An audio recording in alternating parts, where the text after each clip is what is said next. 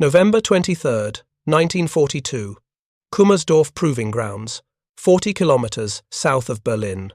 Oberingenieur Heinrich Vollmer pressed his eye against the chronograph as the American rifle fired again. 8 shots in 4.8 seconds. The metallic ping of the empty clip ejecting echoed across the frozen test range like a death knell for German small arms doctrine. The M1 Garand semi-automatic rifle had just done something impossible. His Karabiner 98k bolt-action rifle required 12 to 15 seconds to fire 8 rounds. The Americans were 3 times faster. Through the morning mist, Vollmer could see the target board at 200 meters. 8 holes clustered tight, consistent accuracy at combat ranges. Sustained firepower that defied everything German doctrine taught about infantry weapons. Behind him, Hauptmann Josef Brandt cleared his throat. Another American curiosity, Herr Oberingenieur. Vollmer didn't turn around. His attention remained fixed on the rifle in his hands, on the implications, spreading through his mind like cracks in ice.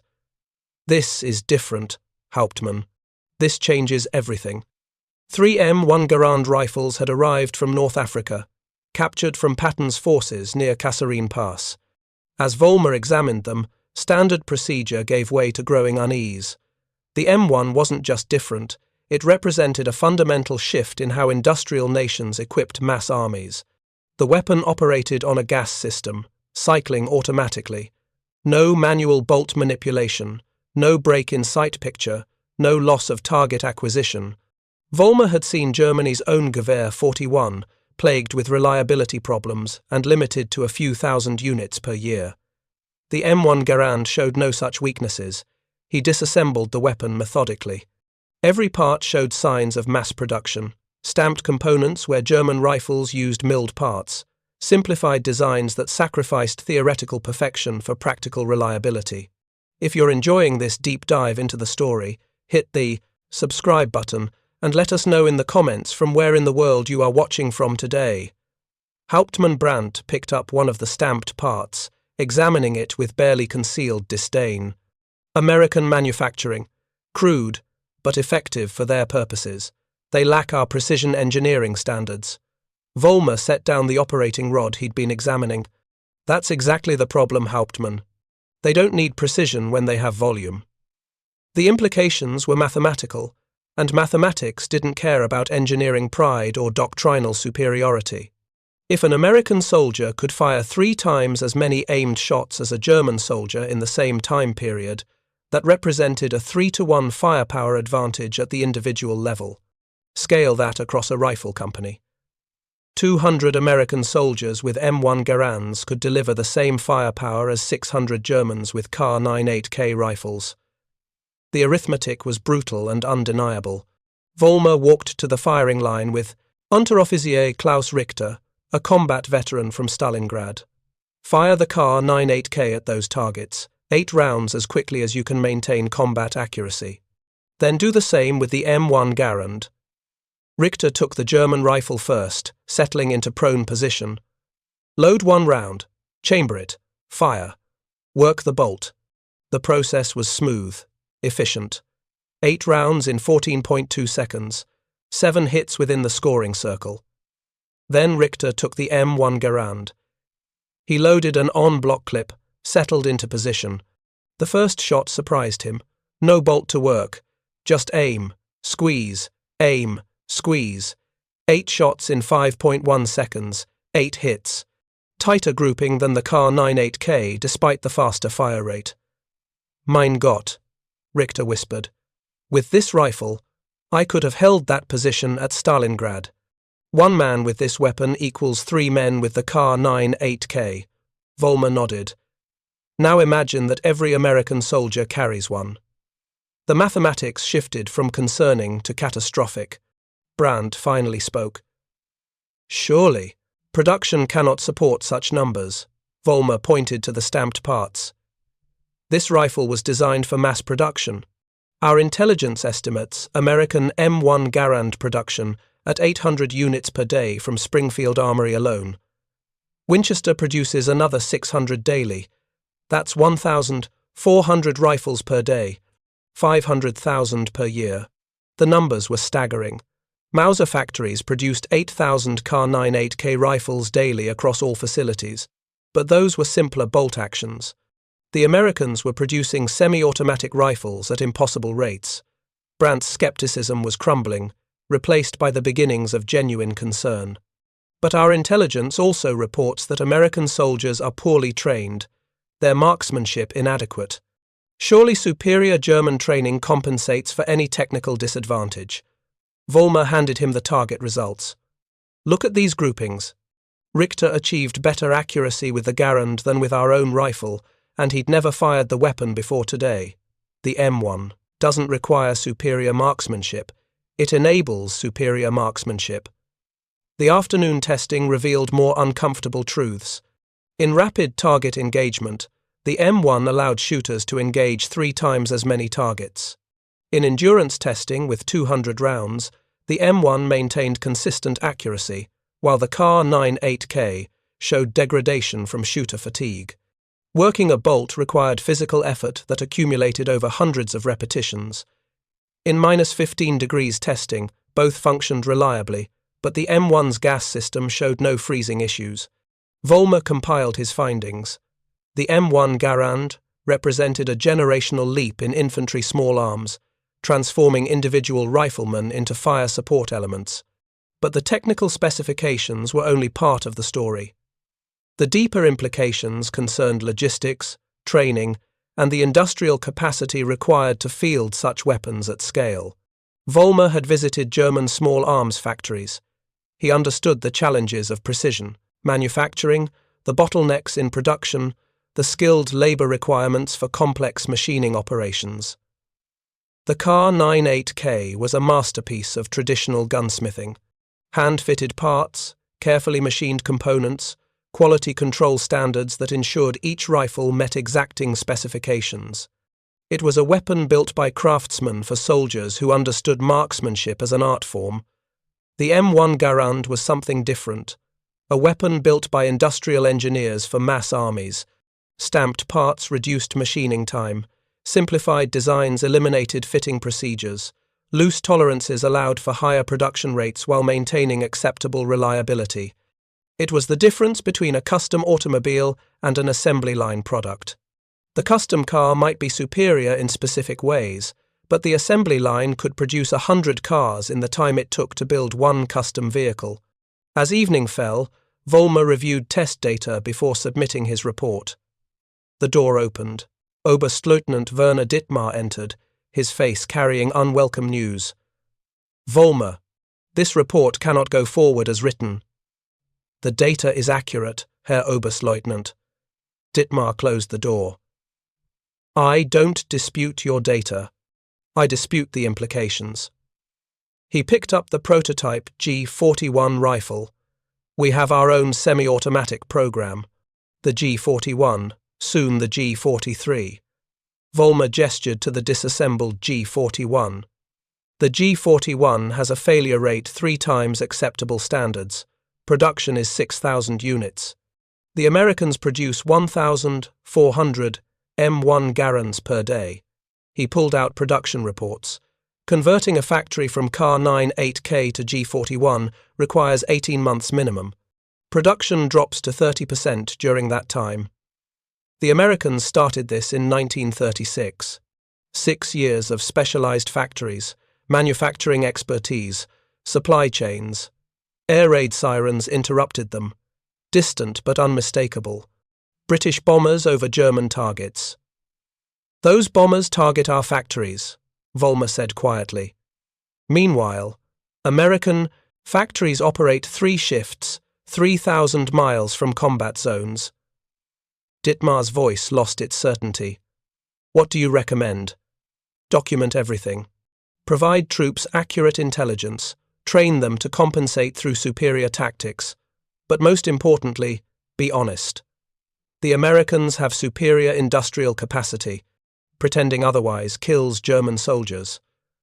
The 2 men stood in the darkened office, the sound of air raid sirens fading as the bomber formation passed overhead. Vollmer's report would be filed, classified, and largely ignored by senior leadership who preferred comfortable myths to uncomfortable truths.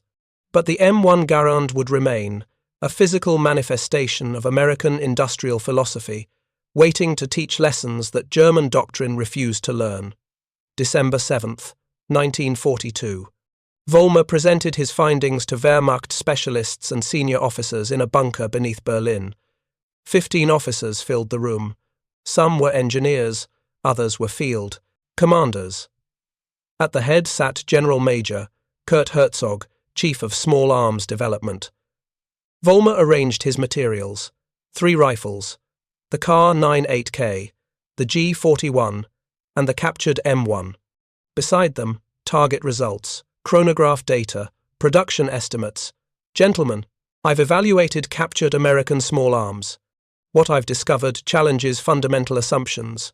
He lifted the M1. The M1 Garand fires 30-06, 8 rounds per clip. Gas-operated. 4.3 kilograms loaded, effective range 500 meters. Unremarkable specifications. He paused. What is remarkable is that the United States has standardized this across its entire infantry. Every rifleman carries one. He displayed the comparative fire rate data. In controlled testing, trained shooters achieved 3 times the aimed fire rate with the M1 Garand compared to the Kar98k. This isn't theoretical. It's measured, verified, consistent across multiple trials. Major Hermann Kessler, a decorated veteran of the French campaign, spoke up. With respect, Oberingenieur, fire rate means nothing if accuracy suffers. A slow, aimed shot kills. A fast, wild shot wastes ammunition. Vollmer had anticipated this objection. He displayed target results. The M1 Garand actually improved accuracy in our tests.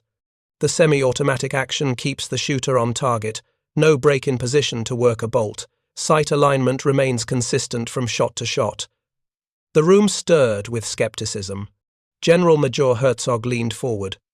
You're suggesting that an American conscript with a few weeks' training can outshoot a German soldier who has undergone our superior rifle marksmanship program? I'm suggesting that the M1 Garand makes marksmanship easier. It reduces the skill gap between expert and novice shooters. An average American soldier with an M1 becomes functionally equivalent to an above-average German soldier with a Kar98k. Vollmer clicked to the next slide, showing production figures. But individual weapon performance is only part of the equation. The Americans are producing 1,400 M1 Garands per day from 2 facilities. They're on track to manufacture 2 million rifles by the end of next year. 2 million semi-automatic rifles for an army they're still building. Oberstleutnant Friedrich Braun, an ordnance specialist, interrupted. Those production figures must be in error. Manufacturing semi-automatic rifles at such scale is technically impossible. The complexity alone. The Americans have simplified the design for mass production, Vollmer countered. Stamped components instead of milled parts. Loose manufacturing tolerances that allow for faster assembly. They've sacrificed theoretical perfection for practical reliability and manufacturing speed. He held up a stamped part from the M1's trigger group. This component would take a skilled machinist 45 minutes to produce using traditional methods. American stamping presses produce them in 30 seconds. The quality is adequate, not exceptional. But adequate becomes superior when you can produce 100 parts in the time it takes us to produce one. The assembled officers examined the component, passing it from hand to hand. Some nodded in grudging understanding. Others frowned, their expressions showing rejection of implications they weren't ready to accept. Vollmer pressed forward. The strategic impact becomes clear when you consider army-level deployment. An American infantry division with 10,000 riflemen armed with M1 Garands possesses the sustained firepower of 3 German infantry divisions with 30,000 riflemen armed with Kar98ks. This isn't speculation. It's arithmetic. If you can fire 3 times as many aimed shots in the same time period, you have 3 times the firepower. Scale that across divisions, across corps, across entire armies, and the cumulative advantage becomes overwhelming. Herzog's face had darkened progressively throughout the presentation. Now he stood, his voice carrying the authority of rank and the anger of a man confronting unwelcome truths. Oberingenieur Vollmer, I find your conclusions both defeatist and premature. You've conducted laboratory tests under controlled conditions. Combat is not a laboratory. German soldiers are the finest in the world. Superior training, superior discipline, superior tactics. These factors cannot be measured on your chronographs or recorded on your target sheets. Vollmer had known this response was inevitable. Senior officers hadn't reached their positions by questioning German superiority. Their entire worldview was built on the assumption that German military excellence would triumph over material disadvantages. Herr General Major, I'm not questioning the quality of our soldiers. I'm quantifying the challenge they face. A German rifleman is superior man for man to an American rifleman. But that superiority is measured in percentage points. The M1 Garand advantage is measured in multiples. Individual excellence cannot overcome systemic firepower disadvantages of this magnitude. If you find this story engaging, please take a moment to subscribe and enable notifications. It helps us continue producing in-depth content like this. Major Kessler spoke again, his tone more thoughtful than Herzog's anger. Let me pose a tactical question, Oberingenieur. In defensive positions with prepared fields of fire, does the rate of fire advantage still apply? If both sides are in cover, waiting for targets, does the semi-automatic action provide meaningful advantage? Vollmer nodded, appreciating the genuine tactical thinking. In static defensive positions, the advantage is reduced but not eliminated. The M1 gunner can engage multiple targets faster, transitioning from one threat to another without breaking position. In assault operations, the advantage becomes overwhelming. Advancing under fire, the ability to suppress enemy positions while moving forward, that's where the 3-to-1 firepower ratio becomes decisive. He displayed field reports from Tunisia, where American forces had first engaged German troops in sustained combat. Initial engagements in North Africa showed American tactical weakness, poor coordination, inadequate training in combined arms operations.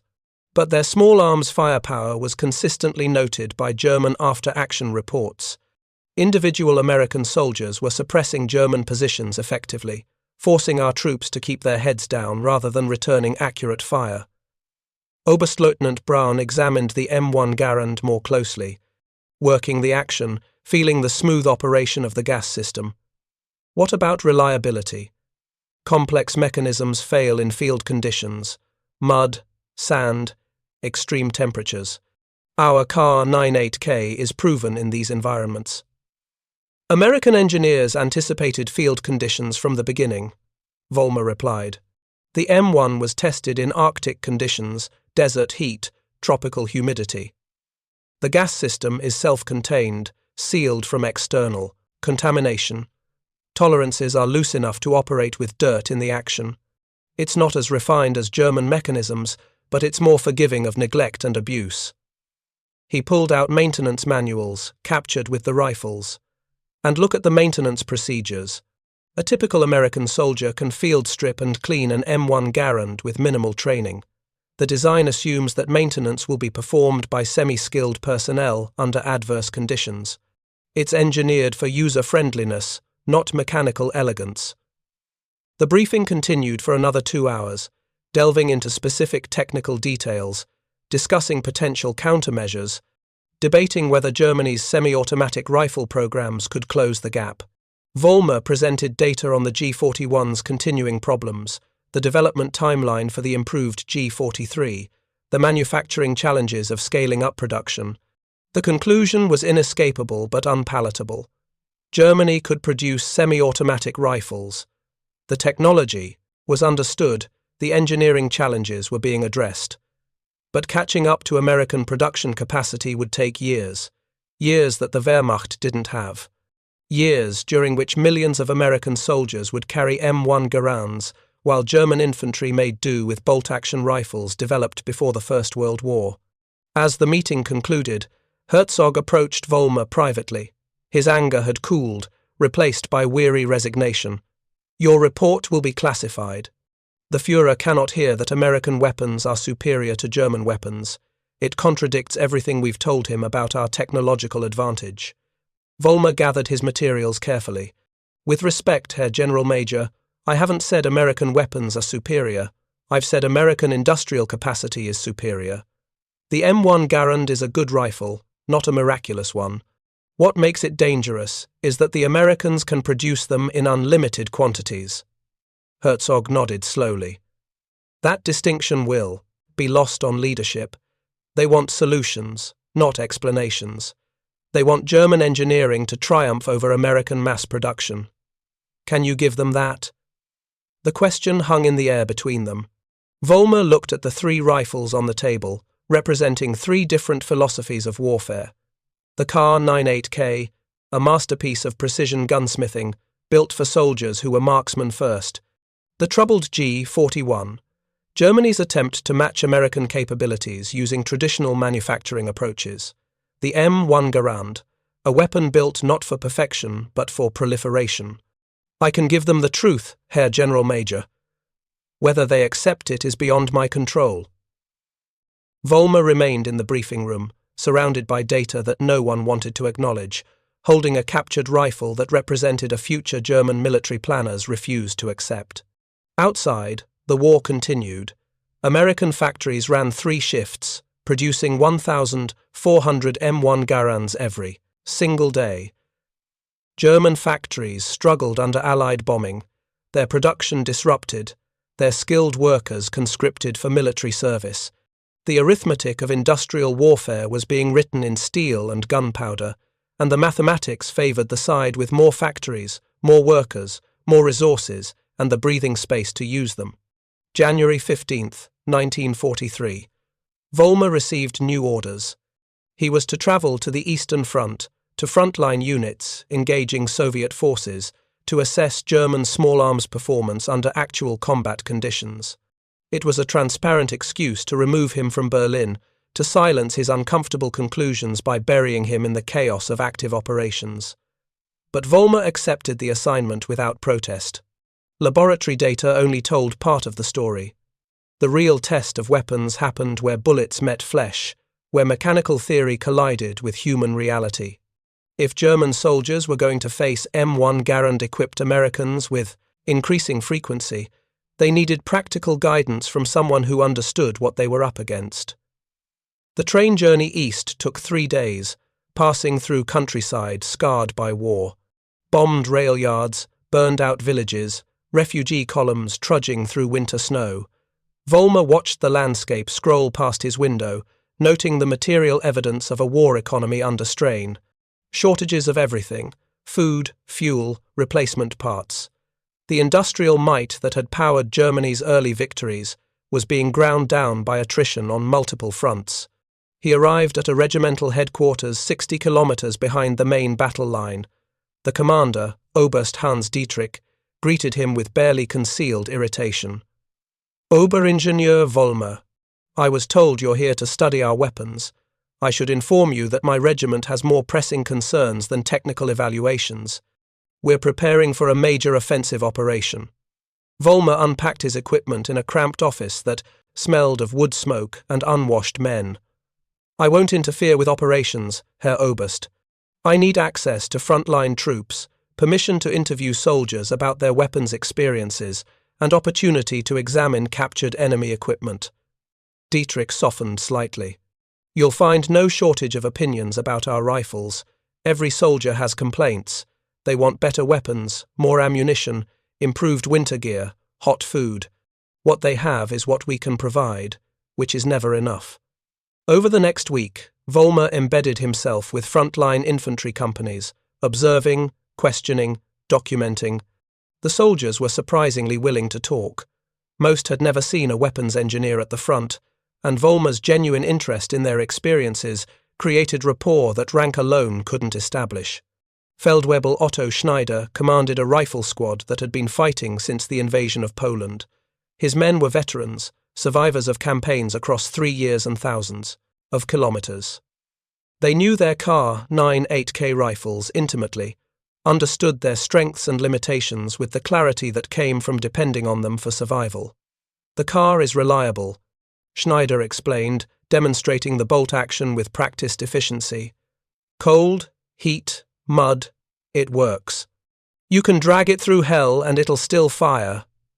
He worked the bolt smoothly, the action polished by thousands of repetitions. But when Ivan comes at you in waves, hundreds of them screaming and running, you fire, work the bolt, fire, work the bolt. You shoot 8 men, and Ivan's got 200 more behind them. Sometimes you think if you could just shoot faster, keep more heads down, maybe your friends wouldn't die. Vollmer showed him photographs of the M1 Garand, explaining its operation, its rate of fire advantage.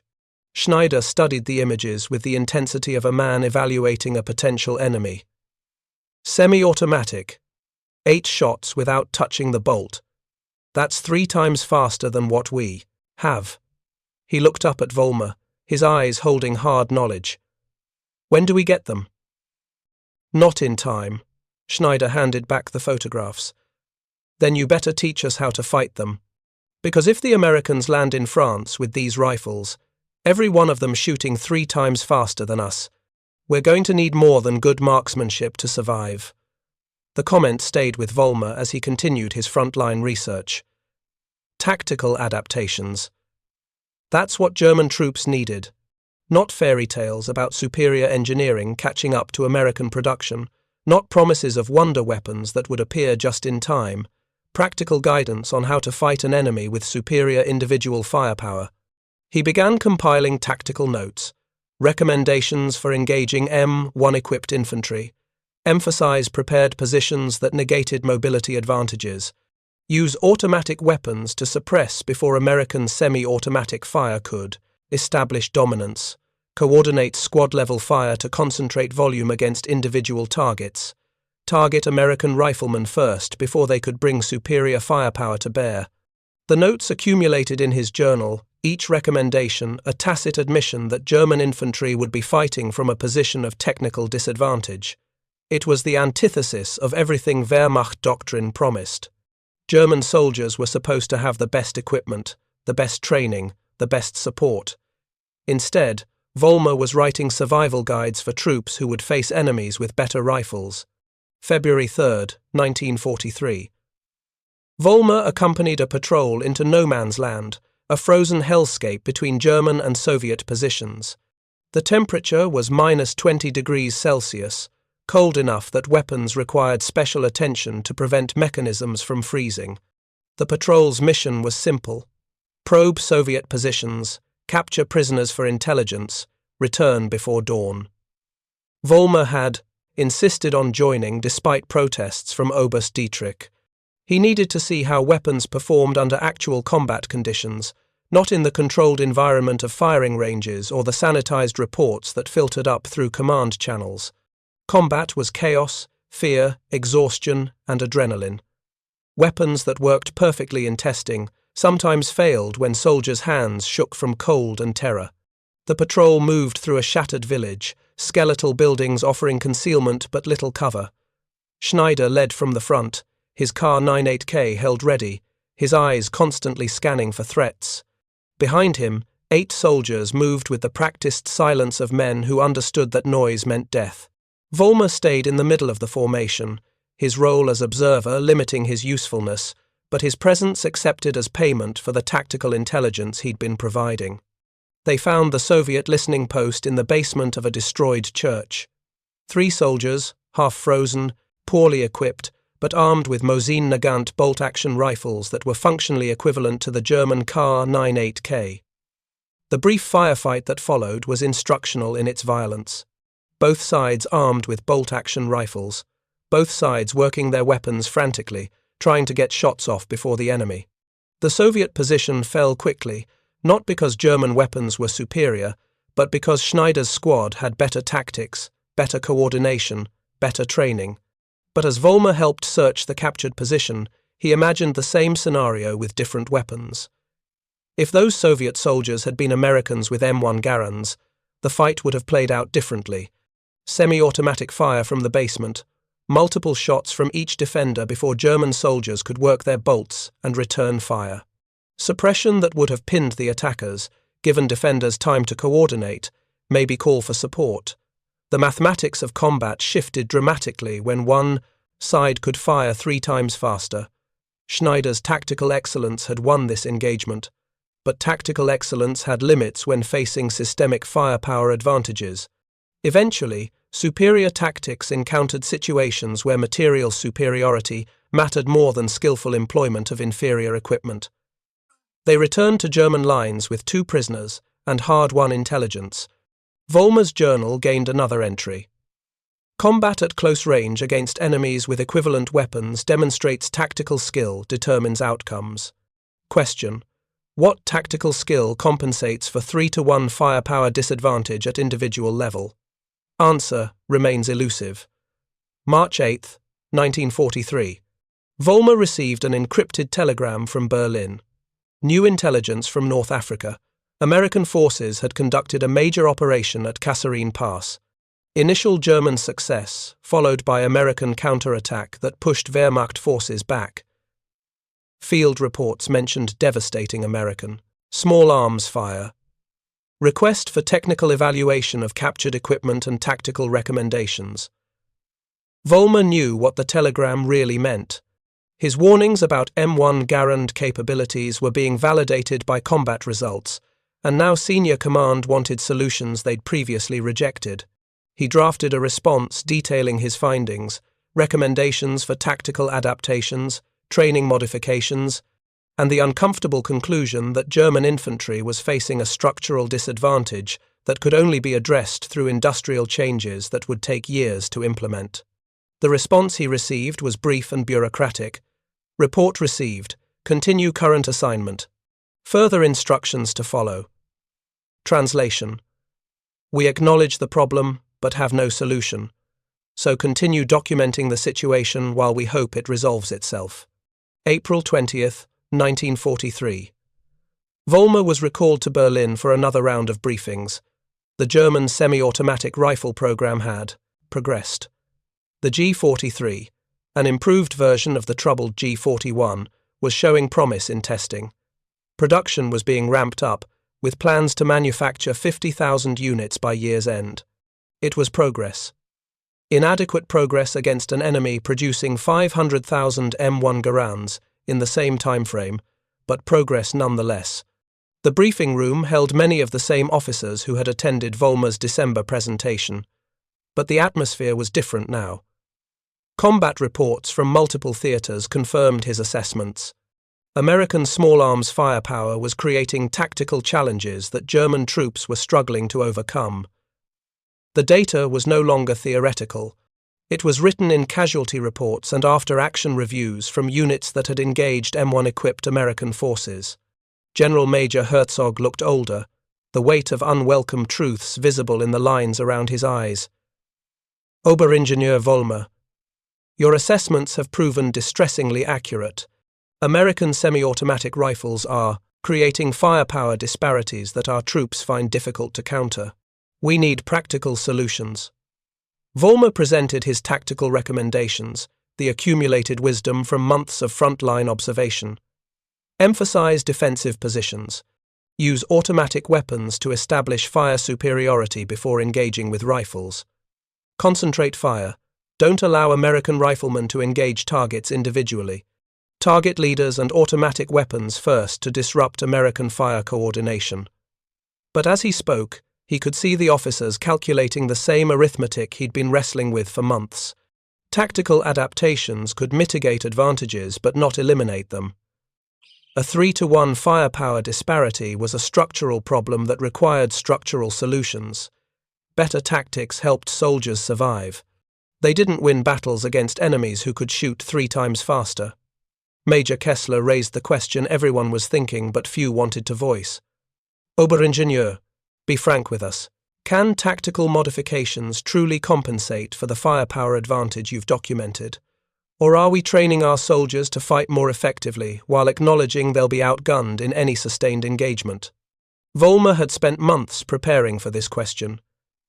His answer was ready, built from data and observation and the hard mathematics of combat. Tactical skill can compensate in specific situations. Ambush positions, prepared defenses, coordinated fire from multiple weapons, but in sustained combat, in mobile operations, in situations where both sides are fighting from equal positions, the M1 Garand provides a decisive advantage that training alone cannot overcome. He pulled out casualty data from Tunisia, comparing engagements where German and American forces met in approximately equal numbers with similar tactical situations. The results were consistent. American forces with M1 Garands inflicted casualties at rates 40 to 60% higher than would be expected from equivalent-sized forces with bolt-action rifles. That casualty differential compounds over time, Vollmer continued. An American unit takes fewer casualties, maintains combat effectiveness longer, can sustain operations that would deplete a German unit. The M1 Garand isn't just a better rifle, it's a force multiplier that affects strategic calculations at division and corps level. The room fell silent. Officers exchanged glances, but no one challenged his assessment. The data was too clear, the implications too obvious. Germany was fielding millions of infantry armed with bolt-action rifles against an enemy equipping millions of soldiers with semi-automatic weapons. The cumulative disadvantage would only grow as American production continued to accelerate. Oberstleutnant Braun broke the silence. The G43 program. If we prioritize it, increase production allocation, can we close the gap? Vollmer had reviewed the G43 production schedules, talked to factory managers, understood the constraints. The G43 is a solid weapon, better than the G41, approaching M1 Garand reliability. But our production capacity is limited. 50,000 units this year. Maybe 100,000 next year, if everything goes perfectly. He gestured to the production charts. The Americans will produce 2 million M1 Garands in the same time frame. We can equip elite units with semi-automatic rifles. We can issue them to specialized troops, provide them to formations in critical sectors. But we cannot arm our entire infantry force with semi-automatic weapons before the war's end. The industrial capacity simply doesn't exist. Herzog stood, his face showing the exhaustion of a man forced to accept realities he'd spent a career denying. Then we fight with what we have. We train our soldiers to survive against superior firepower. We use tactical excellence to compensate for technical disadvantage. We do what German soldiers have always done, fight better than our enemies despite material shortcomings. It was stirring speech, the kind that inspired confidence in military competence and German resilience. But Vollmer heard the unspoken admission beneath the rhetoric. They had no solution. The M1 Garand advantage was real, significant, and growing. German infantry would face it with bolt-action rifles and tactical adaptations because no other option existed.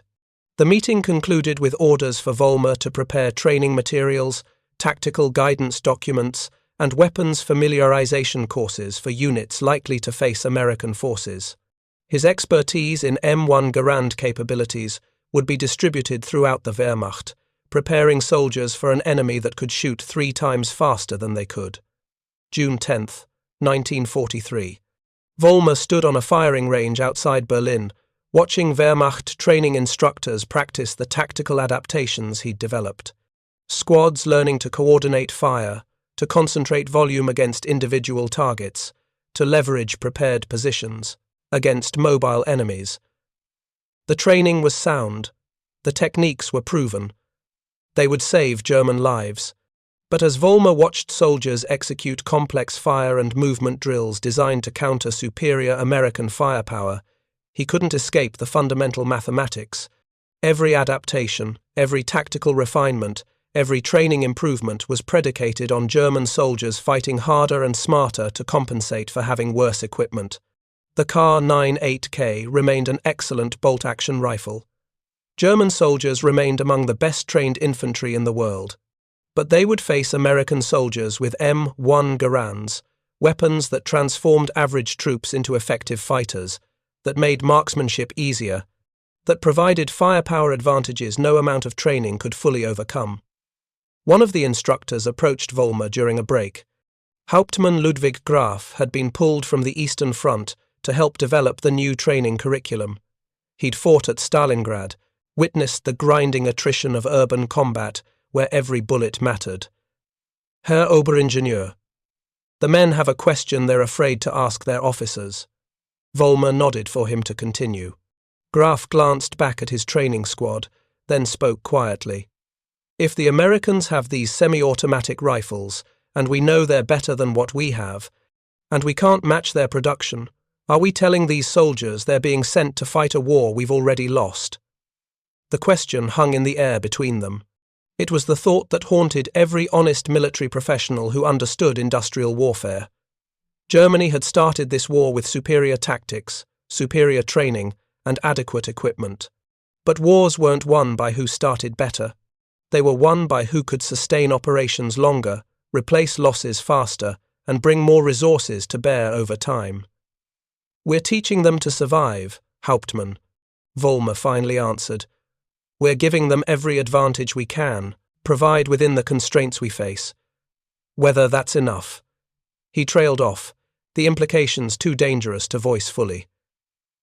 Then we train them as best we can, and hope German soldiers are 3 times better than American ones. Because that's what the mathematics require. He returned to his squad, barking orders, drilling men in tactics designed to compensate for firepower disadvantages. Vollmer watched the training continue, seeing the skill and dedication, recognizing the professionalism, and understanding that it might not be enough. November 15th, 1943. Vollmer received intelligence reports from Italy, where American forces were pushing north against determined German resistance. The reports included detailed accounts from German soldiers who'd engaged M1-equipped American units. The descriptions were consistent, almost repetitive in their details. Lieutenant Karl Weber, 16th Panzer Grenadier Division. American infantry attacked our position. At dawn. We were in prepared defences, good fields of fire, adequate ammunition. But their rifle fire was continuous, overwhelming, every American soldier shooting as fast as our automatic weapons. We couldn't keep our heads up long enough to return effective fire. Feldwebel Ernst Hoffmann, 29th Panzer Grenadier Division. The Americans advanced in small groups, each rifleman providing covering fire for others. Their semi-automatic rifles allowed them to suppress our positions while moving forward. Our bolt actions couldn't generate enough fire volume to stop them. By the time we worked our bolts, they'd moved to new cover. Obergefreiter Hans Richter, 94th Infantry Division. I counted shots from one American position. 8 rounds in perhaps 5 seconds, all accurate, all striking near our foxholes. Then silence while he reloaded. Another 8 rounds in 5 seconds. Against that rate of fire, our Kar98ks felt obsolete. We were fighting with last war's weapons, against this war's enemy. The reports painted a clear picture.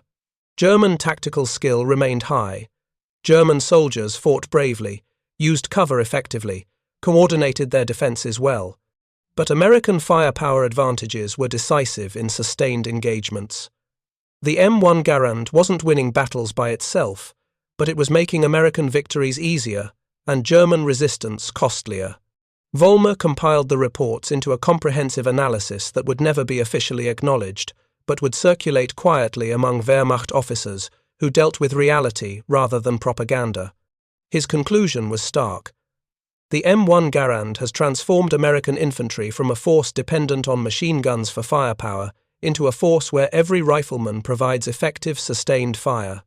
German tactical doctrine assumes enemy infantry armed with bolt-action rifles, requiring 12 to 15 seconds for 8 aimed shots.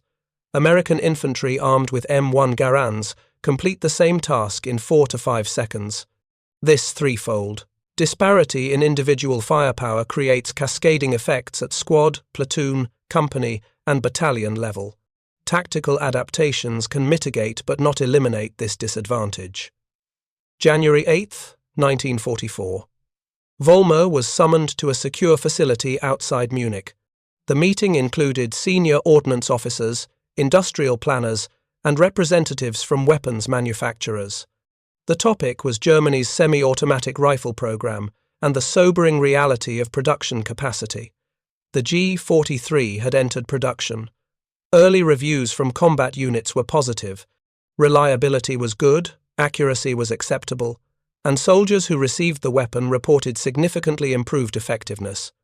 But monthly production stood at 8,000 units. Against American M1 Garand production of 40,000 units per month, the disparity was crushing. The industrial planners presented options: expand production facilities, convert existing factories, increase worker allocation. Every option required resources. Germany didn't have steel for machinery, skilled labor for training, time for implementation, and all of it competed with demands for tanks, artillery, aircraft, ammunition, and 1,000 other items required to sustain military operations on multiple fronts. We can increase G43 production to 15,000 units per month by mid-year, the senior planner explained, his charts showing production curves and resource allocations. But that requires reducing Kar98k production by 40,000 units monthly. Net result is 20,000 fewer rifles total while we transition production lines. The arithmetic was brutal. Germany could produce better rifles or more rifles, but not both simultaneously. Every G43 manufactured meant fewer Kar98ks, creating temporary shortages in basic infantry weapons. The transition itself would take months, during which production would drop significantly. Meanwhile, American factories would continue producing M1 Garands without pause or disruption. General Major Herzog listened to the presentations with the expression of a man watching his world unmake itself through spreadsheets and production schedules. When the planners finished, he turned to Vollmer. "Oberingenieur, you've studied this problem longer than anyone here. Give me your honest assessment. Can we achieve weapons parity with American forces?"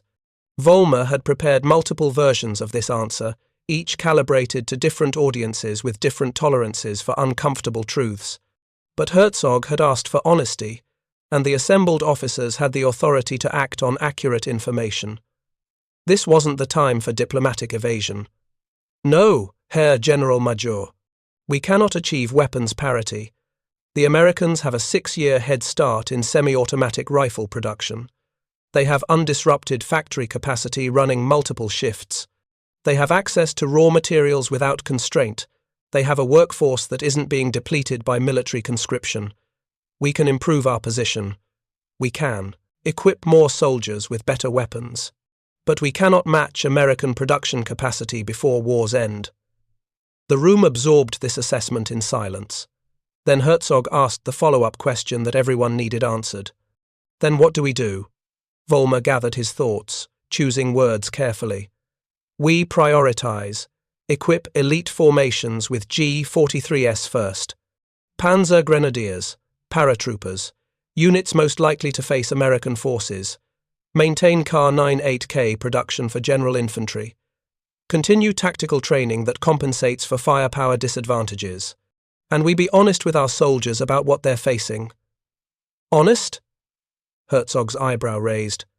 "You want us to tell Wehrmacht infantry that their rifles are inferior to American weapons? I want us to stop pretending German engineering superiority will save us from American industrial capacity. Our soldiers are smart enough to figure out when they're being lied to. Better they hear hard truths from their officers than learn them when American M1 fire is cutting down their squads." The discussion continued for hours, circling around the same fundamental reality from different angles. Germany had started the war with adequate small arms, superior tactics, and the initiative. But as the war progressed, American industrial might was transforming initial American weaknesses into systematic advantages that German forces couldn't counter. The M1 Garand was one weapon among thousands of items where American production capacity was creating decisive material superiority. But it was particularly important because it affected individual soldiers directly, changing the basic arithmetic of infantry combat in ways that couldn't be hidden or rationalized away. March 15, 1944. Vollmer visited a convalescent hospital near Frankfurt, interviewing wounded veterans from the Italian front. These soldiers had fought against American forces equipped with M1 Garands in sustained combat operations. Their perspectives were shaped by hard experience rather than training range theory. Obergefreiter Fritz Becker had been wounded at Anzio, taking shrapnel from an American mortar barrage that had been directed by infantry who'd advanced close enough to call in accurate fire. His left arm was bandaged. His face showed the particular exhaustion of soldiers who'd survived battles they'd expected to die in. The Americans weren't supermen, Becker explained, his voice hoarse from cigarette smoke and recovery. Their tactics were sometimes clumsy, their officers made mistakes, but their firepower covered their mistakes. He gestured with his good hand, miming rifle fire. Every American soldier shooting continuously, not carefully aimed shots like we're taught. Just controlled bursts, 8 rounds, reload, 8 more rounds. The volume of fire kept us pinned down. We couldn't maneuver, couldn't advance, sometimes couldn't even retreat effectively. Their semi-automatic rifles gave them margin for error that we didn't have. Feldwebel Paul Kramer, wounded at Monte Cassino, offered similar observations. In prepared defences, we could hold them. Our positions, our machine guns, our artillery. But when they got close, when it became infantry versus infantry, their M1s decided the fight. Each American rifleman was functionally a light machine gun. That's not an exaggeration. That's the tactical reality we faced. The interviews accumulated in Vollmer's journals, first-hand accounts from soldiers who'd experienced what he'd predicted mathematically months earlier. The M1 Garand advantage wasn't subtle or theoretical. It was immediate, obvious, and decisive in the close-range infantry combat that determined whether positions held or fell. June 6, 1944. D-Day. Allied forces landed on the beaches of Normandy in the largest amphibious operation in history. Vollmer listened to radio reports from his office in Berlin, hearing the carefully worded announcements that tried to minimize the scale of the invasion. But he understood what was happening. Thousands of American soldiers hitting the beaches, every single one of them carrying an M1 Garand. The firepower advantage he'd been documenting for 18 months was about to be demonstrated at strategic scale, on terrain where it would matter most. German defensive positions, prepared over years, facing waves of infantry with 3 times the sustained firepower of Wehrmacht, soldiers with Kar98ks. The mathematics that had haunted his research were becoming operational reality, not in limited engagements in North Africa or Italy. In France, where the outcome of the European war would be decided by who could dominate the hedgerows, villages, and forests between Normandy and the Rhine. The reports from Normandy began arriving within days. Initial German resistance had been fierce. Defensive positions had held temporarily. Casualties on both sides were heavy.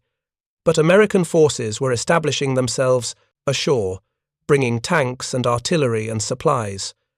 And everywhere, German soldiers were reporting the same experience: overwhelming American small arms fire that made movement dangerous and defense difficult.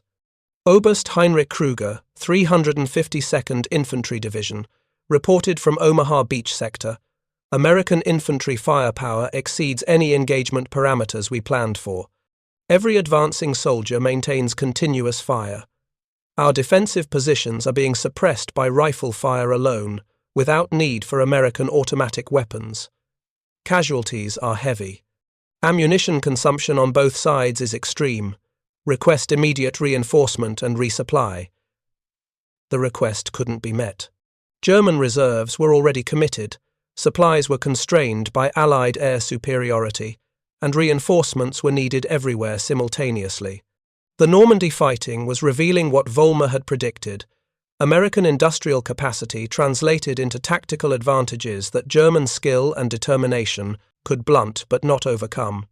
July 20th, 1944. Vollmer received a visitor in his Berlin office. Hauptmann Ludwig Graf, the training instructor he'd worked with a year earlier, had been assigned to a combat unit bound for Normandy. He'd requested a final meeting before deployment. They sat in Vollmer's office, neither speaking immediately. Graf looked older, the weight of knowledge showing in the set of his shoulders. The training you developed, the tactical adaptations, they're good, better than what we had before. The men appreciate having practical guidance for facing Americans with M1s. He paused, then continued more quietly. But we both know it's not enough. The mathematics you showed me, the 3-to-1 firepower ratio, that's not something tactics can fully compensate for. Not over sustained operations. Not when both sides are fighting for real stakes. Vollmer nodded slowly. Your soldiers will fight well, Hauptmann. German infantry remains among the finest in the world. But yes, you'll be fighting with a systemic disadvantage that training alone cannot eliminate. Tell me something, Herr Oberingenieur. Graf's voice carried frustration and resignation in equal measure. Did we ever have a chance? Once the Americans decided to standardize semi-automatic rifles across their entire force, once they started producing M1 Garands at scale, could German infantry ever achieve parity? It was the question Vollmer had been avoiding for 2 years. The answer required acknowledging realities that military culture resisted accepting. But Graf deserved honesty. Only if we'd started our own semi-automatic rifle program in the 1930s. Only if we'd committed to mass production before the war began. Only if we'd matched American industrial planning with German engineering capability. We didn't do those things because we assumed bolt-action rifles were adequate, because we believed tactical superiority would overcome material disadvantages, because we couldn't imagine fighting a war where industrial capacity mattered more than individual soldier quality. Graf stood, preparing to leave. Then we fight with what we have and hope it's enough. He paused at the door. Thank you for being honest, Oberingenieur. The lies are harder to bear than the truth. After Graf left, Vollmer sat alone in his office, surrounded by 2 years of research documenting a problem everyone acknowledged but no one could solve. The M1 Garand had been standardized in 1936. German intelligence had known about it since at least 1938. But knowing about a weapon and understanding its strategic implications were different things entirely.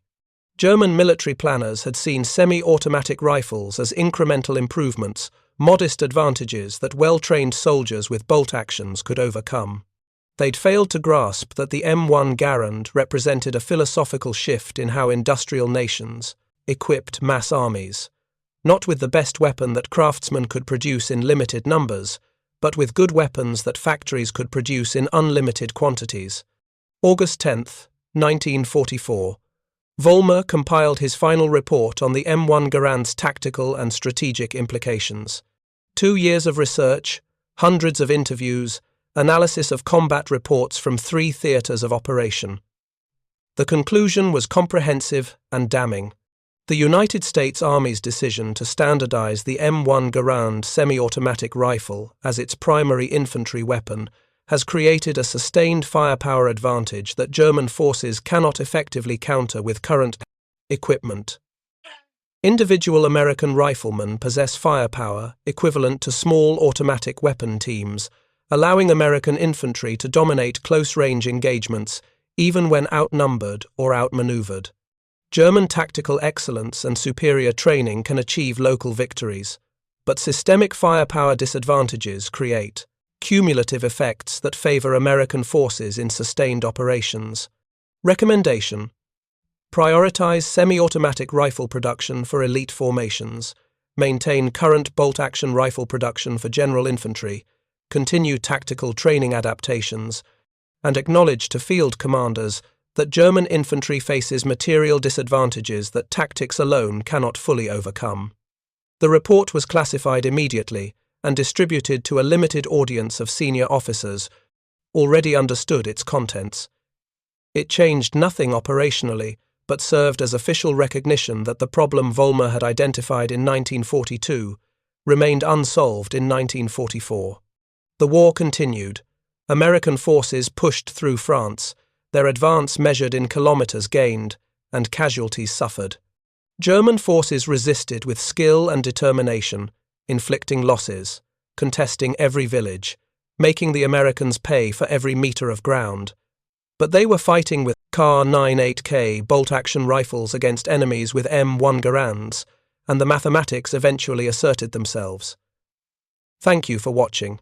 For more detailed historical breakdowns, check out the other videos on your screen now, and don't forget to subscribe.